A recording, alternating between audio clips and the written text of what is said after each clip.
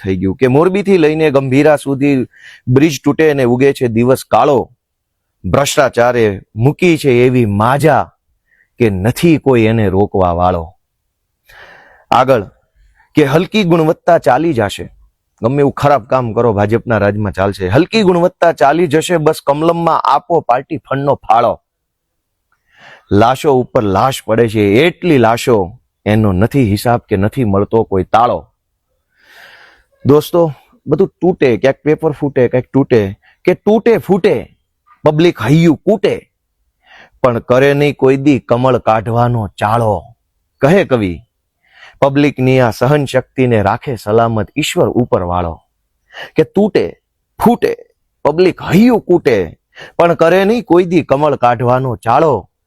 કહે કવિ, પબ્લિકની આ સહન શક્તિને રાખે સલામત ઈશ્વર ઉપર વાળો. અને છેલ્લી લાઈન છે કે ગોપાલ ઇટાલિયા બે હાથ જોડીને વિનવે છે કે હવે સૌને પાછા વાળો.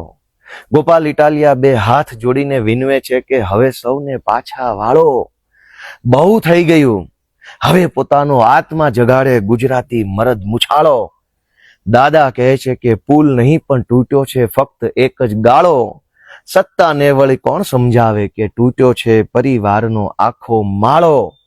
દોસ્તો, હવે કમળ કાઢવાનો વારો આવી ગયો છે, હવે પોતાનો આત્મા જગાડે મરદ મુછાળો. એવી વિનંતી સાથે ગોપાલ ઇટાલિયાના જય જય ગરવી ગુજરાત.